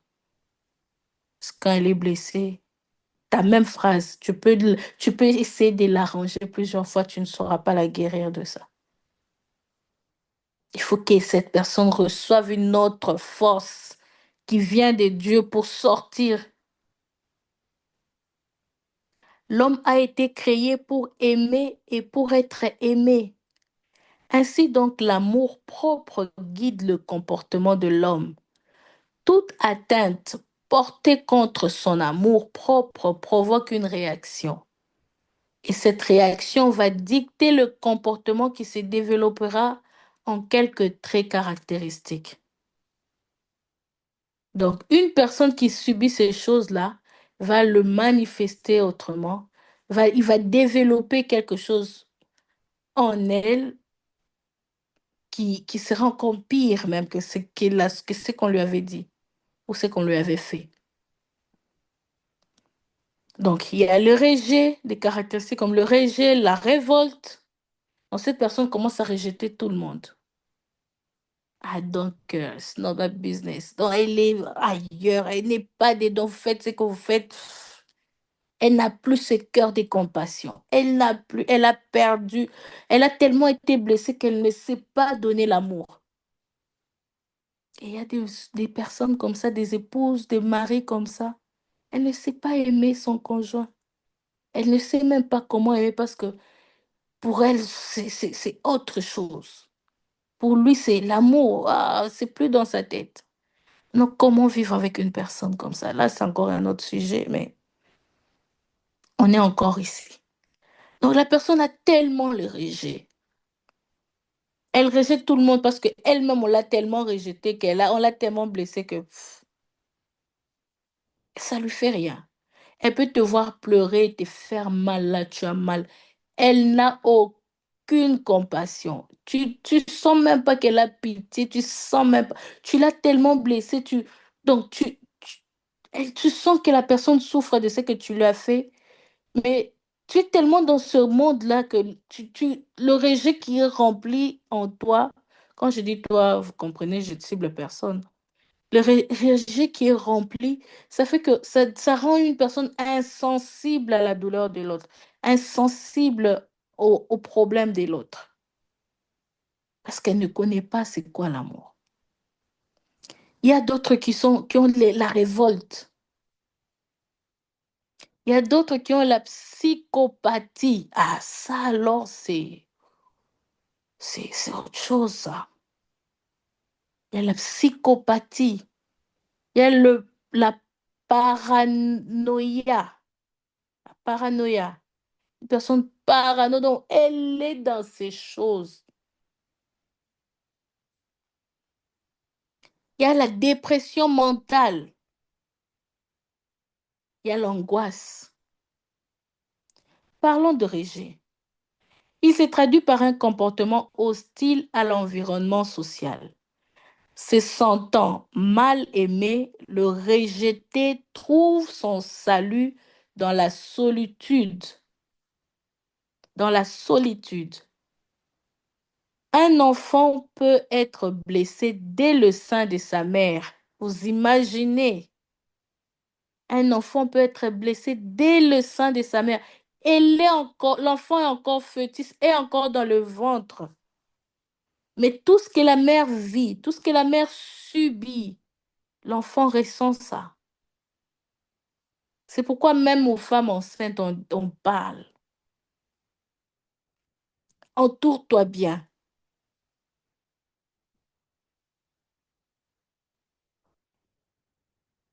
Hmm. Un enfant comme ça, elle naît déjà avec des comportements. On dit non, c'est son caractère, hein. Elle est toujours comme ça. L'enfant est toujours peureux, l'enfant est toujours bizarre. Et ce qui est grave, c'est que personne ne se rend compte. Même la mère qui me montre cet enfant elle dit, ben, c'est la ndenge na ye, hein. C'est sa façon d'être. Hmm. Oh, que Dieu nous aide. Que Dieu nous aide. Exemple. Lorsqu'une femme enceinte tente d'avorter et ne réussit pas, à la naissance, l'enfant peut développer un caractère difficile. Beaucoup de ces enfants sont la proie facile de l'ennemi à cause de leur prédisposition. C'est un exemple. C'est pourquoi, même quand il y a eu des situations comme ça, faites un effort quand vous voyez cet enfant naître de lui donner beaucoup d'amour. Il y a des enfants où quand la maman était enceinte, elle ne faisait que pleurer. Elle, on l'a tapée, on l'a insultée, on l'a maltraitée. Et cette haine-là, ou cette douleur, tout ce qu'elle ressentait là, elle communiquait. C'est pourquoi quand on dit que certains, quand la Bible dit qu'on est pécheur, comprenez, beaucoup de choses commencent bien avant. Je voulais dire quelque chose, mais si Dieu veut que je dise, ça va revenir. Révolte. On passe à la révolte. La révolte se traduit par une attitude d'insoumission, de refus. Le révolté se dresse contre l'ordre établi. Il est agressif, irritable, nerveux, jaloux, égoïste. Donc lui, quand on lui dit seulement que ici tu dois obéir, même si c'est pour son bien, bah c'est qu'à ordre d'été. Donc ne lui donnez pas, quand lui, en fait, que ce soit bien ou mal, ne lui donnez aucun ordre.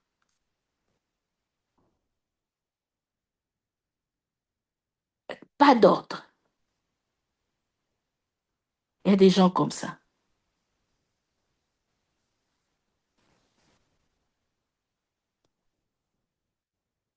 Il devient agressif, il devient irritable, nerveux, donc il a tous ces sentiments-là juste parce que il a été une fois dans sa vie, on l'a tellement fait vivre des choses, les gens ont abusé de ça, les gens ont abusé de la personne dans une manière que ce soit, dans n'importe quelle manière que ce soit.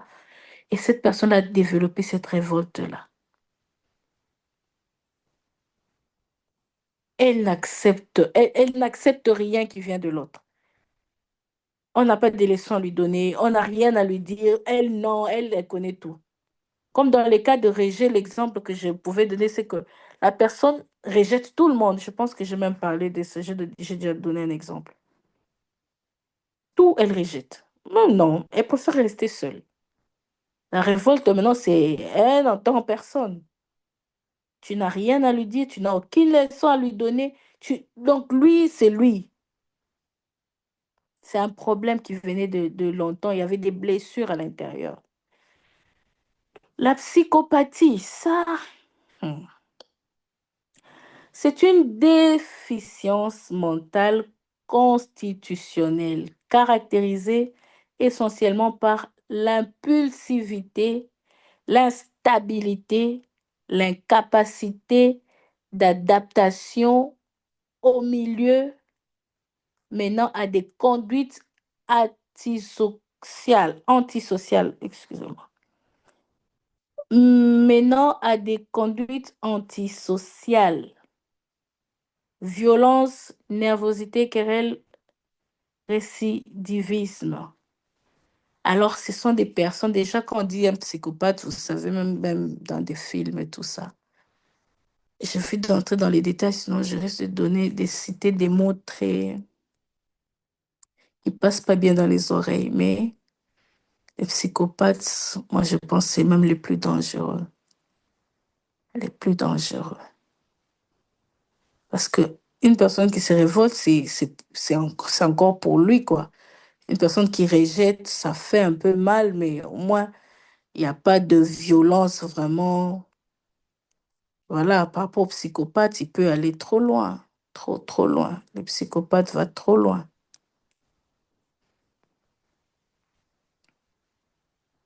Le paranoïa.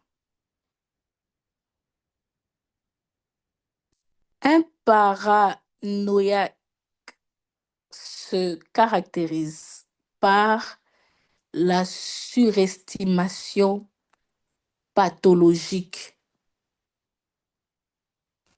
de moi, la méfiance, la fausseté du jugement, l'inadaptabilité sociale. Le paranoïaque est très intelligent, mais aliéné. Il a des sentiments, des persécutions et pense que tout le monde lui en veut. Lui, il voit le mal partout. Si tu dis quelque chose, ah, c'est qu'il a dit, il a dit ça, c'est qu'il voulait dire ça, c'est que c'était pour ça, c'est que il peut développer des choses qui n'ont rien à voir. Il va dans une analyse là qui lui emmène totalement ailleurs. Mais il est sûr et convaincu de ça que pour l'enlever, ça. Hmm.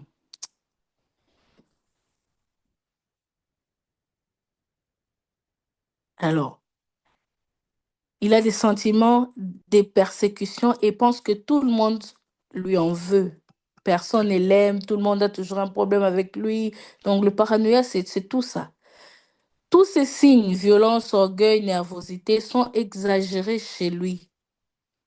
C'est un mégalomane, c'est-à-dire qu'il a un comportement pathologique caractérisé par le désir excessif de la gloire, de puissance ou l'illusion qu'il les possède. Il est souvent dictateur. Il a l'illusion là dans sa tête, il voit que lui, il est loin, vraiment, il est dans son monde.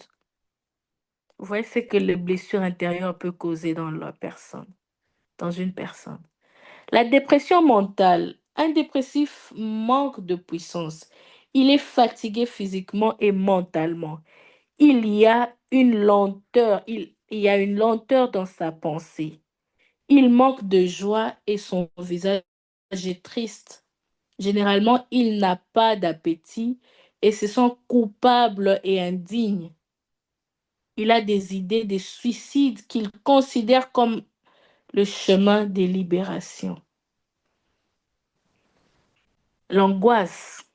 Un angoissé vit la peur d'une manière permanente. Cette peur peut aller jusqu'à la panique. Sur le plan spirituel, ces mauvaises dispositions intérieures sont des portes ouvertes aux esprits impurs.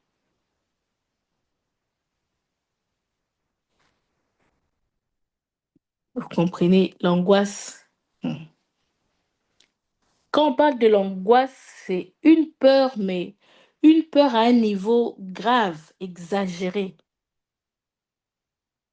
où la personne arrive même au point de ne pas faire la différence entre sa pensée et la vraie vie et ce qu'elle voit vraiment. Quelqu'un m'a dit même que ça allait. Tu as l'impression que cette personne est et comme si elle entre dans la folie, comme si elle est folle. Mais non, c'est pas la folie. C'est cette peur-là a atteint un niveau où elle a peur de quelque chose, une mauvaise peur.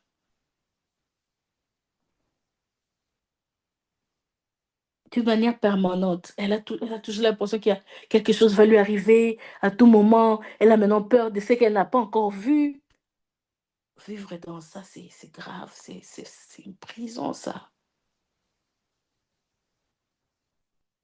Partout où elle est, elle sort comme ça, elle a toujours peur. Quelque chose est arrivé là. Il y a quelque chose. Elle n'est pas stable. Oh.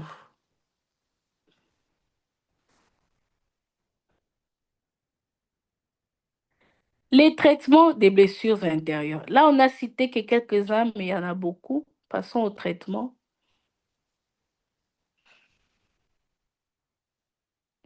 Jésus-Christ est la solution à toute blessure intérieure, car il est le médecin par excellence. Psaume 147, 3 nous dit, il guérit ceux qui ont le cœur brisé et il pense leurs blessures. Vous voyez que Dieu avait déjà tout prévu à l'avance. Peu importe que ce soit, que la personne soit née avec, que ça soit inné, peu importe que ça soit, ça soit arrivé après, à n'importe quel âge, il y a encore une solution. Et il y a toujours une solution. La solution, Jésus-Christ est là. Dieu est là. Il est capable de te soigner à un point où tu ne te rappelles même plus l'avoir vécu ou être passé par là. Il te fait tellement oublier ça que même quand tu vois une personne, tu as juste un souvenir. Il te garde un souvenir pour savoir aider une autre personne qui est dans la même situation parce que tu sauras avoir les mots qu'il faut pour expliquer à la personne. Mais en réalité, en toi, en ton intérieur, ton âme, ton corps, ton esprit, tu es tellement pur que c'est comme si tu n'as jamais vécu ça. Dieu est capable de faire ce genre de choses. C'est-à-dire, peu importe ce que tu as pu traverser, ce qu'on a pu te faire, ce que tu as pu vivre dans ce monde, tourne-toi vers Jésus. Il a la solution sur les blessures intérieures. Prie pour ça. Demande-lui. Parle-le. Et va.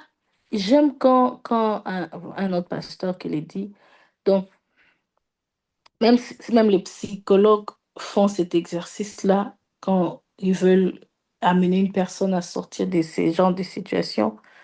C'est que ils amènent la personne à revoir ce problème, mais à le revoir de la bonne manière, à regarder ce que ça a apporté de positif, à regarder le bon côté de cette situation-là.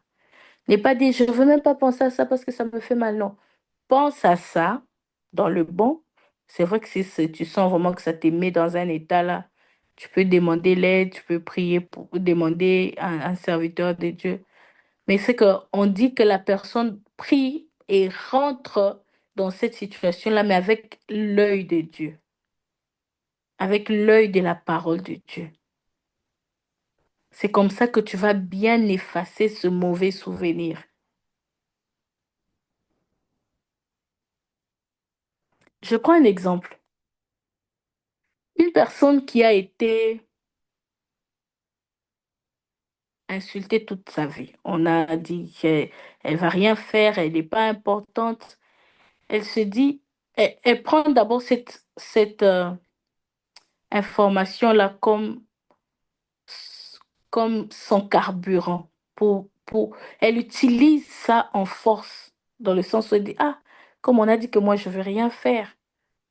Dieu est capable de faire. Moi, je veux montrer. Je demande à Dieu, je dis, Seigneur, tu vois que personne n'a cru en moi. Tu vois que tout le monde dit que je ne sers à rien. Je ne vaux rien. Utilise-moi pour leur enseigner. Là, c'est quand je suis encore dans cette situation-là. Je dis, Seigneur, montre que les gens peuvent aussi se tromper. Montre que toi, tu es capable de faire plus. Fais de moi un témoignage. Utilise-moi pour enseigner à toutes ces personnes, à montrer que tu peux aussi te choisir une personne. Là, c'est quand tu as déjà lu la parole de Dieu, tu comprends. Tu dis, montre, tu peux te servir de moi. Tu as dit que tu n'as pas besoin que je sois parfaite pour que tu m'utilises. Mais tu as dit que j'ai mon cœur disposé. C'est juste ça que tu me demandes. Même si ce qu'ils ont dit était vrai. Mais tant que mon cœur est disposé, tu peux m'utiliser, tu peux travailler avec moi pour m'échanger. Moi, ma part, dans ma position, dans la position à laquelle je me trouve, je n'ai pas besoin d'être parfait devant toi, Seigneur. Et ce qui est vrai, il n'attend pas que tu sois parfait devant lui. Seigneur, je dispose juste mon cœur. Et quand tu lui donnes cette confiance-là, c'est une passe que tu fais à Dieu. Comme un bon footballeur qui fait une très bonne passe pour le laisser marquer les buts. C'est ça que tu fais. Alors quand Dieu voit cette passe-là, il dit, c'est ces cœurs que j'attendais. Je veux ces cœurs disposés.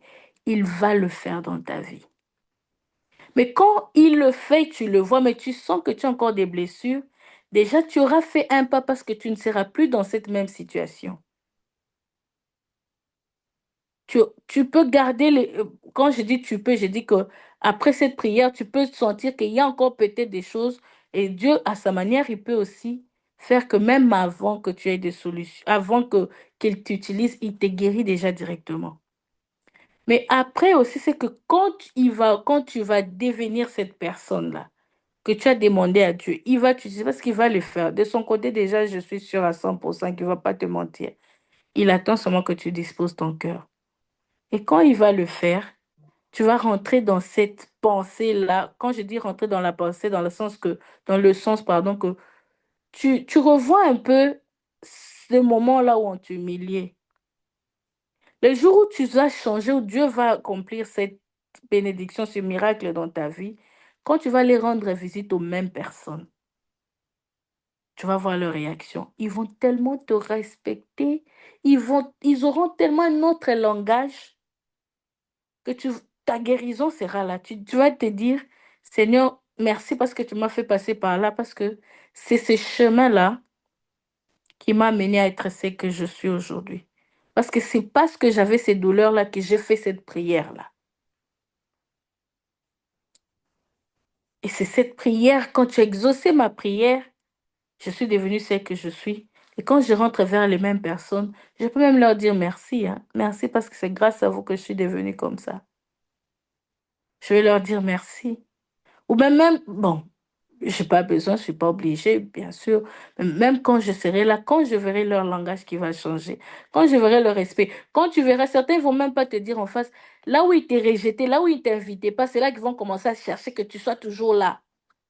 Mais avant, ils disaient, ah, qu'est-ce qu'elle va apporter? Pff, on ne pense même pas à cette personne. Mais quand on va commencer à chercher que tu sois toujours là, on va commencer à t'impliquer dans des grandes choses. C'est comme ça que Dieu agit. Il est en train d'enseigner. Et c'est là que tu commences à voir s'il y avait encore des petites blessures. Tu trouves ta guérison parce que tu regardes maintenant la même situation avec l'œil de Dieu, avec une autre façon de voir, avec un autre œil.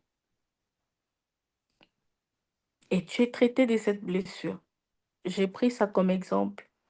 Mais dans plusieurs domaines, dans plusieurs sujets, la, la seule stratégie, c'est celle-là de toujours se tourner vers Dieu, demander la volonté de Dieu. En tout cas, quand tu traverses ces choses-là, quand tu vas vers Dieu, ne pense pas. Ils ont dit ça, ils vont changer. La Bible, j'aime quand la parole de Dieu nous dit que c'est au même endroit où on t'a humilié. C'est là que Dieu va faire que, à ce même endroit-là, on t'élève. Pourquoi Dieu fait ça? C'est pour enseigner. Pour enseigner ces gens-là, pour dire n'humilie jamais quelqu'un. Ne diminue jamais, ne te moque jamais. Parce que c'est cette même bouche qui t'avait dit de mal, c'est cette même bouche-là qui va t'ascenser. Je sais ce que je dis, pas pour l'avoir vécu, hein. La même bouche, le même endroit. On commence à dire, ah, c'est vraiment une bonne fille. Ah, c'est une bonne personne. Ah, une bonne maman.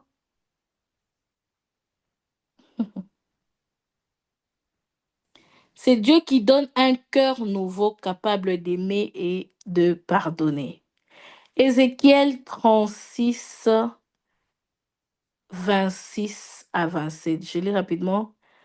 Je vous donnerai un cœur nouveau et je mettrai en vous un esprit nouveau. Ça, c'est Dieu qui le dit. Oh my God. Que cette parole tombe dans le cœur, dans un cœur brisé en ce moment même, au nom de Jésus. Je vous donnerai un cœur nouveau et je mettrai en vous un esprit nouveau. J'ôterai de votre corps le cœur des pierres. Corps, mais le cœur des pierres. Et je vous donnerai un cœur de chair. Je mettrai mon esprit en vous et je ferai en sorte que vous suiviez mes ordonnances et que vous observiez et pratiquiez les lois. Quelle merveilleuse parole, quelle bénédiction dans ces versets. Tu as été blessé, accroche-toi seulement à ces versets. Seigneur, tu as dit, tu me donneras un cœur nouveau. Tu mettras ton esprit dans mon cœur. Tu me donneras, tu mettras en moi un esprit nouveau. Seigneur, tu m'as dit, je sais que tu ne mens pas. Tu n'es pas un homme pour mentir. Tu n'es pas un fils de l'homme pour te repentir. Ce que tu l'as dit, tu le fais, tu l'accomplis certainement. Onganza mikawana, konganza c'est en français, c'est tu t'attaches, tu restes là, collé, serré, cimenté, tu t'attaches seulement à ces versets-là. Konganza c'est ça, c'est en lingala, mais vraiment, tu restes, tu t'es coincé donc tu es tellement collé qu'on peut chercher à te détacher, ça marche pas. Tu restes seulement avec ces versets-là. Seigneur, j'ai été blessée, j'ai été tout, tout, tout, tout, tout, tout. Mais moi, le cœur nouveau, parce que je ne veux pas passer à côté de ma destinée. Je ne veux pas détruire mon futur mariage. Je ne veux pas détruire mon mariage à cause de mes anciennes blessures. Je ne veux pas que mon passé définisse ou entrave mon futur et mon présent. Je ne veux pas que tout ce qu'on m'a fait subir me déroute, me fasse sortir de ma destinée. Seigneur, je reste là, un cœur nouveau.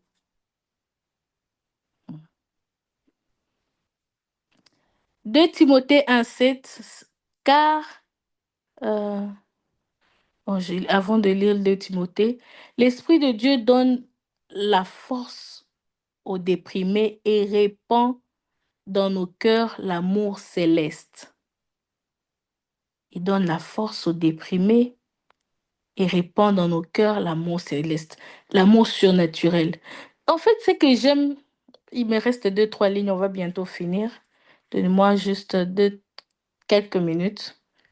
S'il vous plaît, ne vous déconnectez pas parce que c'est la dernière leçon. C'est le dernier. Après, on finit déjà. Ah. En fait, ce que j'aime dans ça, c'est que c'est comme si tu étais à 10. On t'efface les 10 là. Tu regrettes un peu parce que tu te dis que j'avais déjà fait quelque chose. Mais avec ce on m'a dit, ce qu'on m'a fait, ça m'a remis en arrière, ça m'a détruit, ça m'a déprimé, ça, tous les mots qu'on veut là. On t'a enlevé les 10 là. Mais c'est parce qu'on a enlevé le 10 que ça a réveillé, ça a éveillé l'attention de Dieu. Il dit maintenant, je viens entrer dans ce problème. Mais quand lui, il vient, il n'apporte pas, il vient pas te donner les 10 que tu avais déjà avant de perdre, avant de les perdre. Il te donne des milliers, il te donne millions. Il t'enlève, on t'a pris 10, lui vient te donner millions.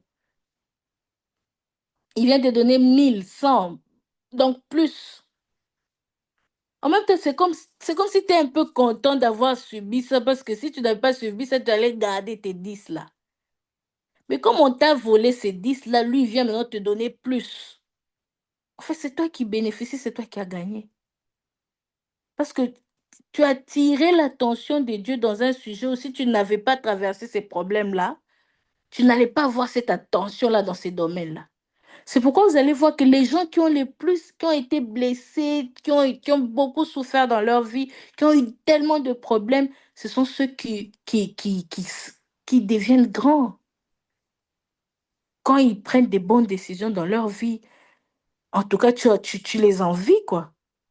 Si tu n'es pas bien posé, tu veux être à leur place. Et c'est parce qu'ils ont causé tellement trop bas, ils sont descendus tellement que quand maintenant on commence à construire pour monter, c'est des gratte-ciel. Si tu commences à voir tes problèmes avec cet œil-là, il n'y a aucun problème qui va te dépasser. À chaque fois que tu vois ça, tu commences même à rire. C'est ce que Dieu faisait avec moi, en fait. Quand je vois une difficulté, ça commence à me faire rire. Je dis, ah Seigneur, je te vois déjà agir. Ah ah Seigneur. Et la personne qui l'a fait ne savait pas qu'elle était en train de s'aimer quelque chose. Aïe. Tu commences même à rire de tes difficultés parce que tu dis, c'est là que vraiment Dieu va entrer. Mais ce qu'il va faire, ça sera même plus. Tu vois, déjà, quand tu commences à voir les choses comme ça, rien ne va te stopper. Rien. Tu commences en fait, tout ce qu'on te lance pour te détruire devient tes sources d'énergie, tes sources de force. Ça devient des sauts, hein. Ça devient des réservoirs que tu vas aller avec dans la présence de Dieu pour puiser et remplir. Oh, oh my God. Aïe, aïe, aïe, aïe. Merci Seigneur. Romains 5, 5. Or, l'espérance. Ah non, en train de lire d'abord 2 Timothée 1, 7 qui nous dit, car ce n'est pas un esprit de timidité que Dieu nous a donné, mais un esprit de force, d'amour et de sagesse. Dieu ne nous a pas donné un esprit de timidité, mais il a d'abord dit qu'il va nous donner un esprit nouveau, dans Ézéchiel 36, et dans 2 Timothée 1, il dit, c'est un esprit qui n'est pas un esprit de timidité qu'il nous a donné. Mais il nous a donné un esprit de force, makasi, force, amour et sagesse. Donc, on aura la force pour gérer ces problèmes, pour surmonter. On aura l'amour pour aimer les personnes qui nous ont fait subir ces choses-là. On aura la sagesse pour bien gérer ça.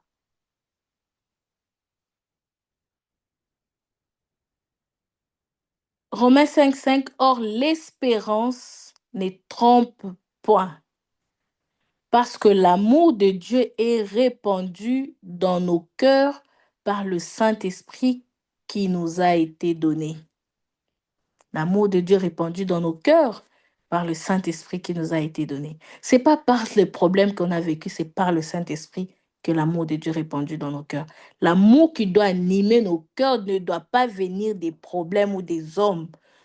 Ça doit venir du Saint-Esprit d'abord. C'est-à-dire, peu importe ce que tu vis, aime-toi, que ton amour, que ce qui anime ton amour, ton cœur, ton être, ça doit être le Saint-Esprit. Ça doit venir du Saint-Esprit. Parce que si ça vient des hommes, ouf, laissons tomber, quoi. Pour s'approprier la guérison, l'homme blessé doit donc placer sa foi en Jésus-Christ, pardonner à celui qui aurait été la cause de ses blessures, se pardonner lui-même et s'accepter tel qu'il est, accepter avec courage sa situation et oublier le passé, demander la guérison à Jésus-Christ.